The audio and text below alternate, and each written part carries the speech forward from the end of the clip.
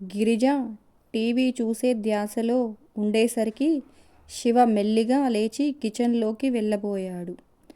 ఇంకో అడుగు వేస్తే కిచెన్లోకి వెళ్ళిపోతాడు అనగా, పెద్దబాబు అక్కడికెక్కడికి అంది గిరిజ.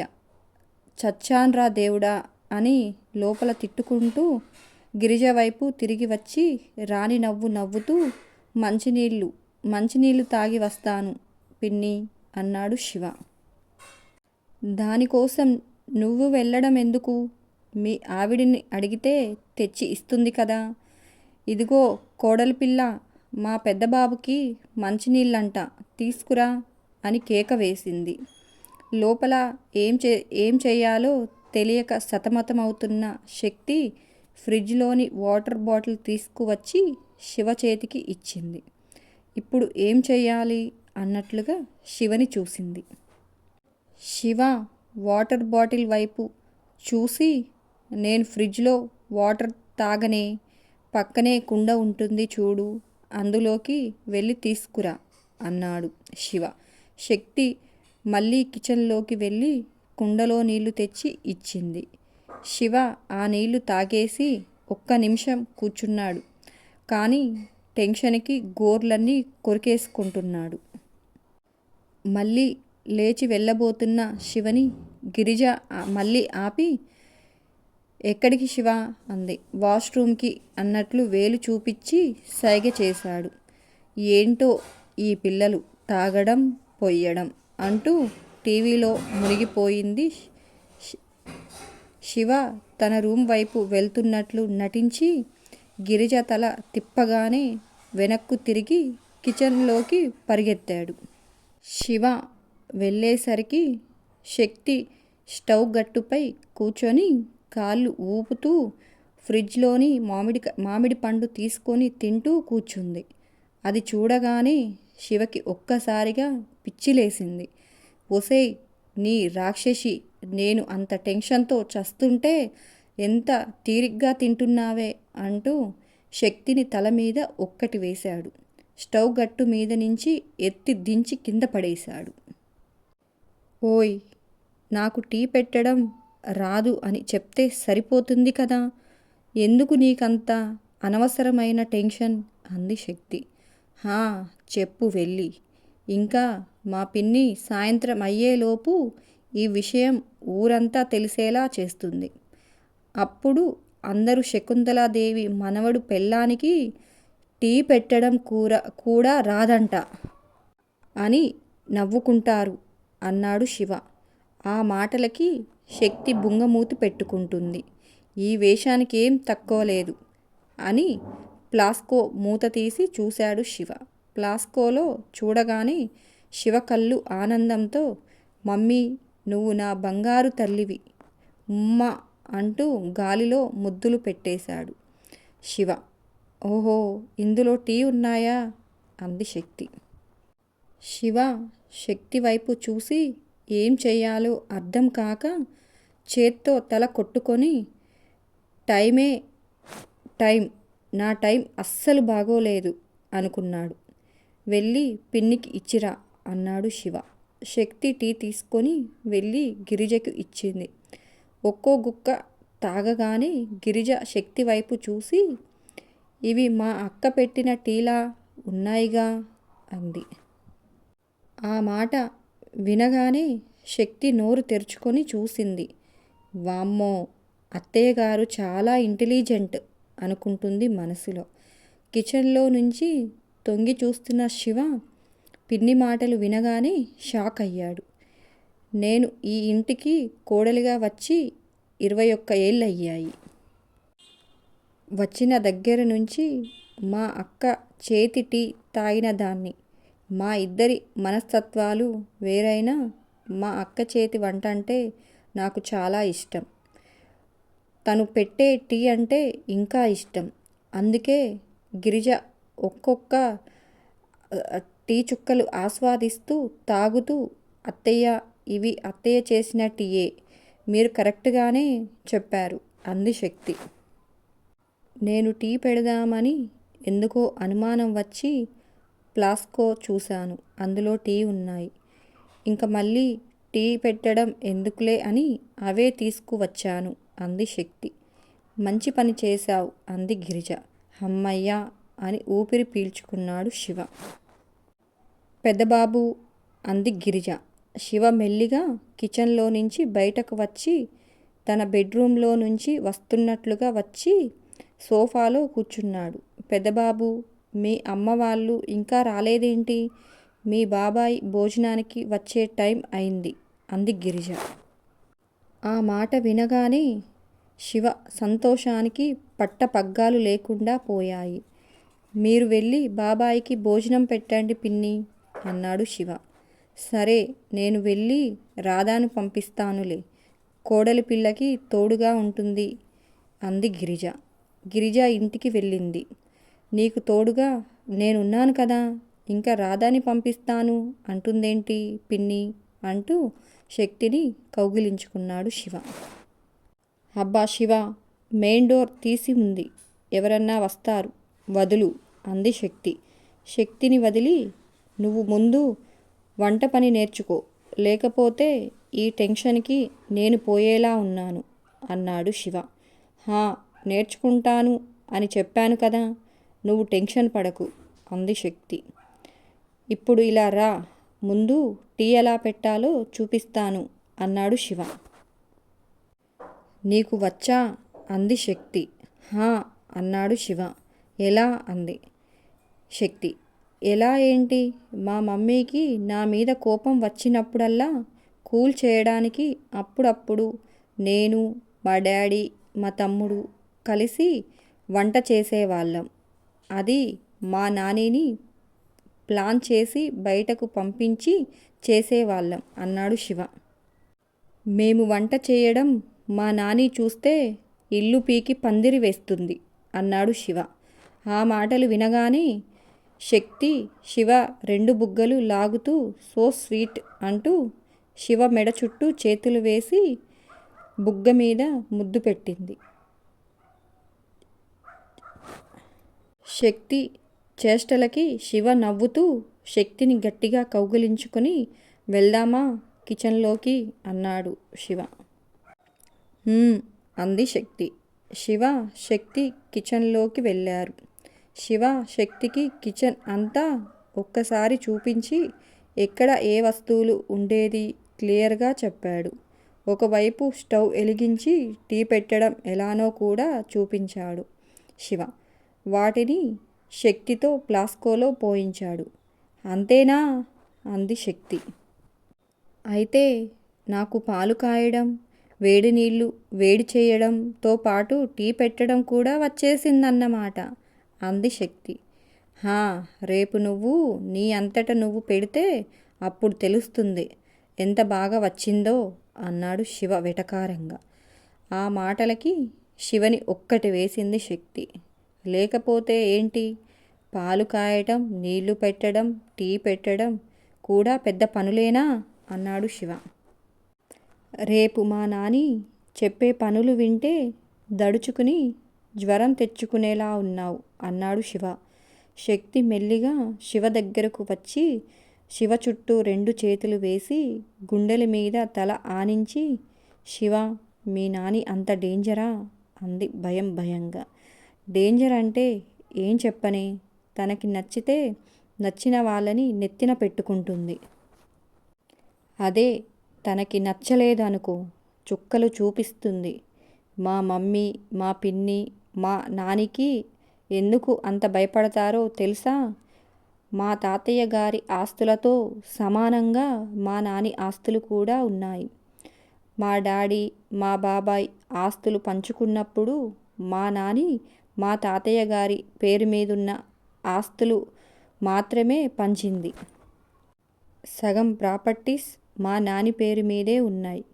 ఆవిడ తన పుట్టింటి నుంచి వచ్చిన ఆస్తిని తన ఇష్టం వచ్చినట్లు చేసుకుంటాను అని ముందే చెప్పింది. పైగా మొదటి నుంచి ఇల్లంతా ఆవిడ పెత్తనం మీదే నడిచింది. అందుకే అన్నాడు శివ. ఓహో, అవునా? ఆవిడ ఆస్తి రాదని ఆవిడికి భయపడతారా అత్తయ్య వాళ్ళు? నేనింకా ఆవిడంటే నిజంగానే భయపడుతున్నారేమో అనుకున్నాను అంది శక్తి అమాయకంగా. ఓసి తింగరిదానా, నీకు అలా అర్థమైందా అన్నాడు శివ. హా, అంతేగా అంది శక్తి.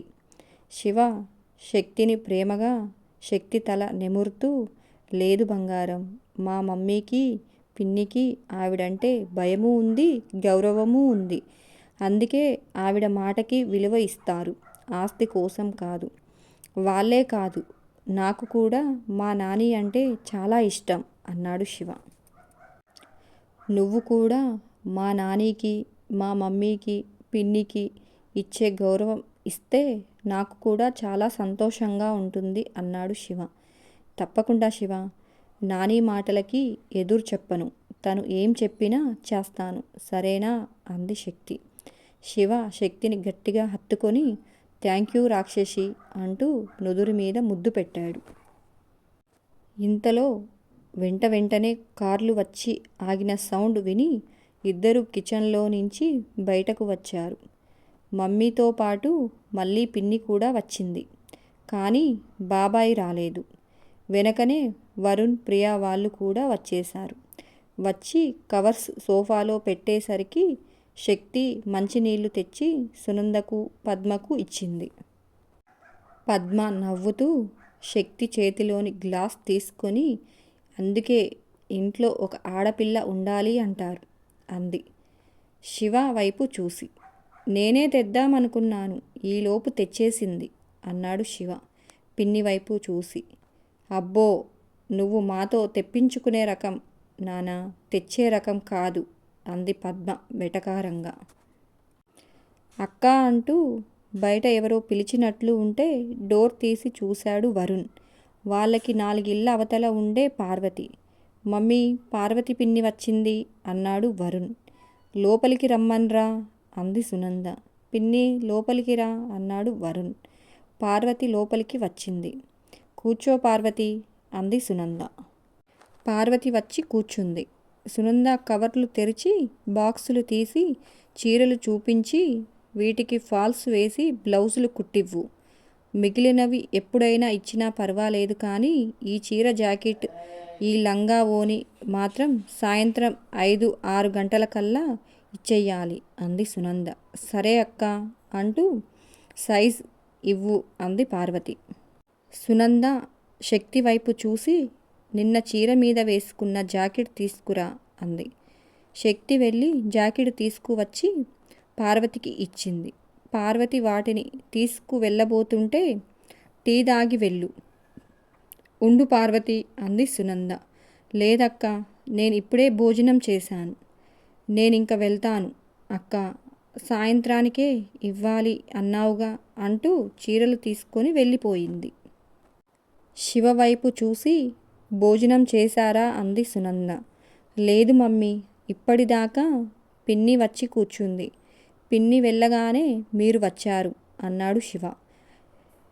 ఇంట్లో వరుణ్, ప్రియ లేనందుకు వచ్చిన కోపం అంతా గిరిజ వచ్చింది అన్న మాటతో సునందకు హాయిగా ఉంది. కానీ ఆ సంతోషాన్ని పైకి కనిపించకుండా, సరేలే రండి భోజనం చేద్దాం, మీ డాడీ వచ్చేసరికి లేట్ అవుతుంది అంట, ఫోన్ చేశారు అంది సునంద. మమ్మీ, పిన్ని వచ్చింది అనగానే నువ్వు ఫుల్ హ్యాపీ కదా, నాకు తెలుసు మమ్మీ అనుకున్నాడు శివ మనసులో. భోజనం చేసి శివ సిటీకి వెళ్ళి శక్తికి డ్రెస్సులు తీసుకొని వెంటనే వచ్చేశాడు. సాయంత్రం 5 గంటలు అవుతూ ఉండగానే సునంద తోటికోడలు ఇంటికి వెళ్ళి శక్తికి మంగళసూత్రాలు గుచ్చుతున్న సంగతి చెప్పి త్వరగా రమ్మని బొట్టు పెట్టింది. వెళ్ళింది. చుట్టుపక్కల ఆడవాళ్ళని, ముత్తైదువులని బొట్టు పెట్టి పిలిచి వచ్చింది సునంద. ఇంతలో పార్వతి బట్టలు తెచ్చి ఇచ్చింది. స్నానం చేసి వచ్చిన శక్తికి చీర కట్టుకోవడం రాక అలాగే నిల్చుంది. ఇంతలో ప్రియా రూమ్లోకి వచ్చింది. శక్తిని చూసి నవ్వి, అందరూ వస్తున్నారు, నువ్వు ఇంకా రెడీ అవ్వకపోతే అత్త తిడుతుంది, ఫాస్ట్గా రెడీ అవ్వు అంది ప్రియ. ప్రియా, నాకు చీర కట్టుకోవడం రాదు, ప్లీజ్ హెల్ప్ చేయవా అంది శక్తి అమాయకంగా. సారీ శక్తి, నాకు కూడా చీర కట్టుకోవడం రాదు, ఉండు మా చిన్నత్తని పంపిస్తా అంటూ బయటకు వెళ్ళింది. కొంచెం సేపటి తర్వాత శక్తి దగ్గరికి సునంద వచ్చి శక్తికి చీర కట్టడం మొదలుపెట్టింది. సునంద చేయి వేస్తే చాలు శక్తికి చక్కలి గిలిగింతలకు లోనై మెలికలు తిరుగుతూ ఉంటుంది. అసలు చీర కట్టనివ్వడం లేదు. అరే పిల్ల, గోల ఇలా అయితే ఈ రోజుకి అయినట్లేలే అంది సునంద వస్తున్న నవ్వుని ఆపుకొని, పైకి కోపం నటిస్తూ. శక్తి నవ్వుతూ, అత్తయ్య, నాకు నవ్వు వస్తుంది, ఏం చేయను అంది. సరే, నువ్వు దోపుకో, నేను చెప్తాను అంది సునంద. చెప్పినట్లే కట్టుకుంది.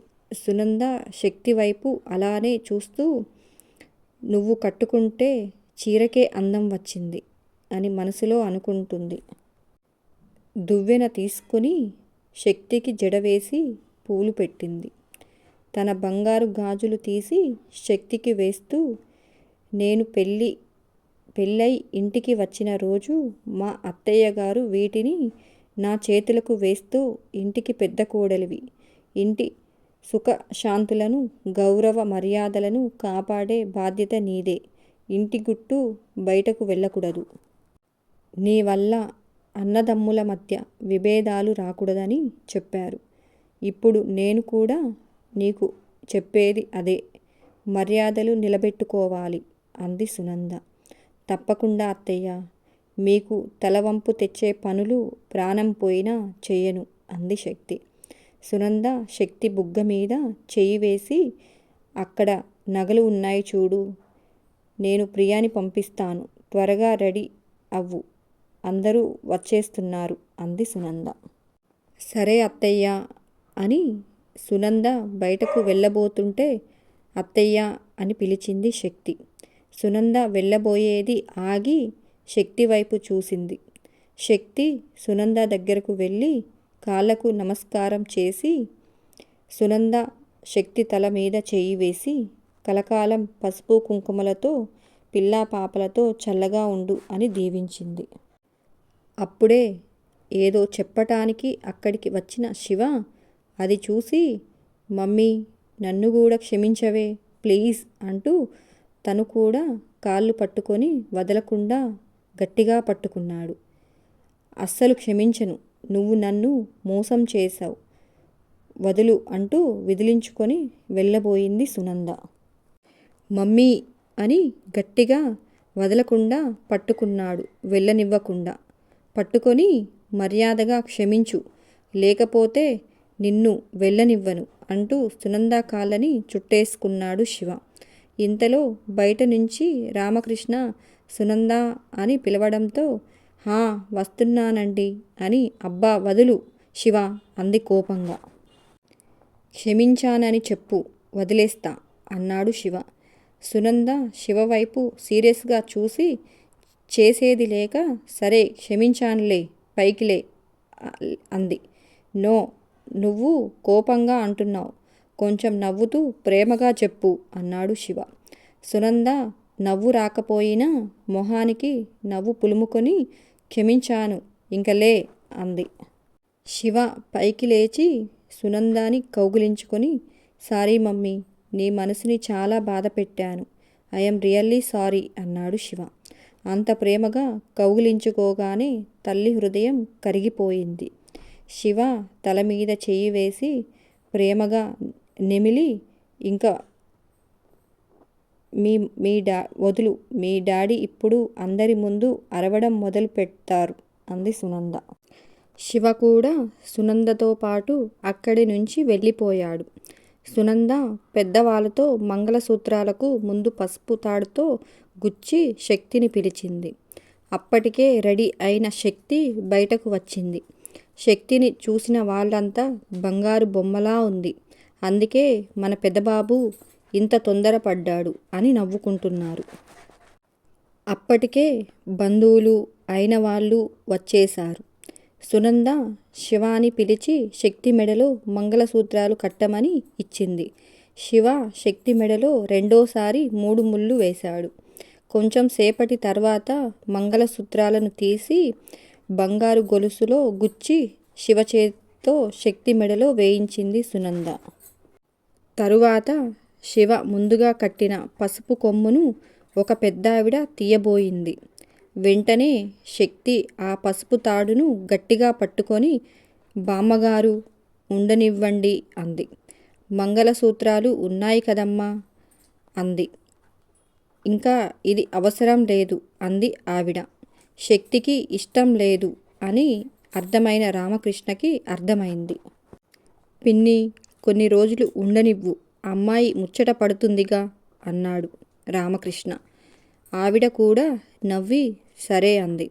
సునంద వచ్చిన వాళ్ళందరి దగ్గర ఆశీర్వాదం తీసుకోమని పండు తాంబూలం ఇప్పించింది. అందరూ అక్షంతలు వేసి పసుపు కుంకుమలతో పిల్లా పాపలతో వర్ధిల్లు అని ఆశీర్వదించారు.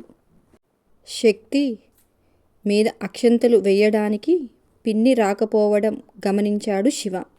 పిన్ని దగ్గరకు వెళ్ళి, ఏంటి, నేను శక్తి బాగుండాలని నువ్వు కోరుకోవడం లేదా అన్నాడు శివ. అదేంటి నాన్న అంత మాట అన్నావు అంది పద్మ. మరి శక్తిని ఆశీర్వదించు, వెళ్ళి అక్షంతలు వెయ్యి అన్నాడు శివ. ఆ మాటలు విన్న సునంద తల పక్కకు తిప్పుకొని కన్నీళ్లు పెట్టుకుంది. నేను పొద్దున్నే దీవించాన్లే అంది పద్మ. పొద్దున సంగతి ఇప్పుడెందుకు, ఇప్పుడు వెళ్ళు, అక్షంతలు వేస్తావా వెయ్యవా అన్నాడు శివ. పెదబాబు, నువ్వు చిన్నపిల్లోడివి, నీకు తెలీదు, నువ్వు ఊరుకో అంది గిరిజ. అన్నీ నాకు తెలుసులే పిన్ని అంటున్నాడు శివ. పద్మాని కౌగిలించుకొని, నీ కడుపున పుడితేనే నీ పిల్లలమవుతామా, లేకపోతే నీకు నాకు ఏ సంబంధం లేదా అన్నాడు శివ. పద్మ ఏడుస్తూ, అలా అని ఎవరన్నా చంపేస్తాను వాళ్ళని. నువ్వు మా అక్క కొడుకువి అయినా నా కొడుకువే, నా సొంతం అంది శివ తల మీద చెయ్యి వేసి. కదా మరి, నీ కోడల్ని నువ్వు దీవించకపోతే ఎలా చెప్పు అంటూ పద్మ చేయి పట్టుకొని బలవంతంగా తీసుకువెళ్ళి అక్షంతలు వేయించాడు శివ. శక్తి నవ్వుతూ పద్మ కాళ్ళు పట్టుకొని నమస్కారం చేసింది. పద్మ మనసులో 1000 దేవుళ్లను తలుచుకొని, నా శివకి 12 పిల్లలు పుట్టేలా చేయి స్వామి, ఈ జన్మకి నిన్ను ఇంతకు మించి నేనేమి ఇంక కోరను అని మనసులో అనుకుంటూ శక్తికి అక్షంతలు వేసి ఆశీర్వదించింది. అంతే. ఈ వీడియో నచ్చిందా? నచ్చితే మన ఛానల్ని సబ్స్క్రైబ్ చేయండి, లైక్ చేయండి, కామెంట్ చేయడం మర్చిపోకండి. ఉంటాను. Bye bye. మరొక టాపిక్తో మీ అందరి ముందుకు వస్తాను. బాయ్.